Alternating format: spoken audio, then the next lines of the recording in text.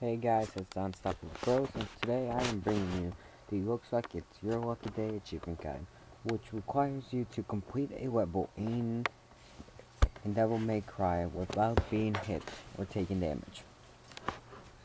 So the probably four things I recommend. One would be complete missions 1 and 2, like I said in my previous video. This way you unlock the extra swords and the extra abilities to maintain a safe distance from your opponents. 2 would be to maintain a safe distance from your opponents. 3 would be to evade as much as possible, and if you want to, use your pistols in case they're gonna attack you. Just the pistols will stun them and you won't get hit. And 4, do not get frustrated. This took me about 10 to 15 tries to perfect this. So if you do get killed or get hit, you can't restart from one checkpoint, because that will count as a death and you will not get the achievement. So I fast forward through all the boring parts that are just straightforward. You basically can't get hurt, and it's too straightforward for me to just leave it in. It would just get boring, and you guys do not like that. So here in fight number 2, this is why I recommend you complete mission 2, because this way you can pull your enemy towards you and you don't have to waste a bunch of pistol ammo. On those flying ones, make sure you evade a lot, because they do drop those little pellets that explode, and those will damage you and you won't be able to get the achievement, which is why we're here, right guys? Then for these guys, just pick them off one by one, keep your distance. Then round 2, they spawn again. There should be 3 flying ones, 2 land ones. Then in the next couple of videos, I will be putting up missions 1 and 2, the collectibles, and where the lost souls and the door keys and doors. So stay tuned for those. The other thing I want to talk about meanwhile we get to the next fight is how great this game is. I've played through probably the first 5 chapters, and this game looks amazing and it plays amazingly. So this next fight, the thing I did, and I would recommend you do, just keep going around the circle around the spinny thingy. I don't know what it's called. It's called the spinny thingy. So yeah, just keep running circles around it. Pick them off one by one. I believe about 10 enemies spawn. So as long as you can pick those guys off carefully, then you should be good. And back to the point that this game plays and feels amazing. The way you fight in it is up to standards. Then the other thing I like is the scoring. The scoring is great in this game. I've yet to manage not to get an S or higher in any level.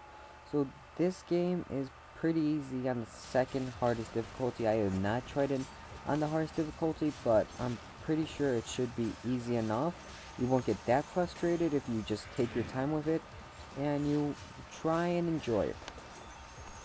Then here the third fight is, there's a cutscene before this. Then these guys, there's a bunch of flying guys that just drop little balls that will damage you. This is why I would also recommend, because if you read the messages on mission 2, if you hold down left trigger and press B, the little special move the Orisis sword does, it will explode the bombs and you won't get damage from them, so that's also great. And then coming up will be the final boss fight for mission 1, and as I said in my previous video, if you want, I'll leave an annotation on this video, so just check back to that one. I give a great strategy on how to finish him off really fast. Probably took me about, say, 2 minutes without it being sped through. And this part is just straightforward. The only thing you have to watch out for is the hand that pops out of there. These on this fight, the thing I would recommend is keep your distance, pick them off one by one, because if you move too much to the far left or right or jump up too high, you will hit these gears and will take damage. I had to reset about 2 or 3 times just on this part because I kept hitting those gears. They will destroy you, and you won't be able to get your achievement. Then, as you see, I just keep backing up, being aware of my surroundings. There, tip number 5. Be aware of your surroundings. Then if you do fail a few times, then you'll learn where they spawn and how they're spawning. Thing I did mostly was right trigger X, which pulls your enemy forward. Then these parts on the second jump, I would recommend you double jump and then dash forward. Then here coming up is the final boss that I'll just reiterate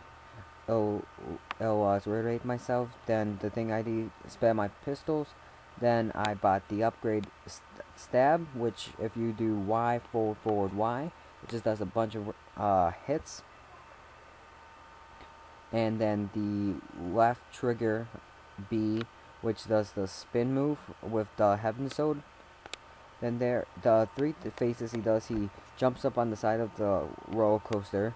Second phase that he just stops jumping up and down. And the third phase, it doesn't show here, but he will start throwing his knife at you after putting down a smoke.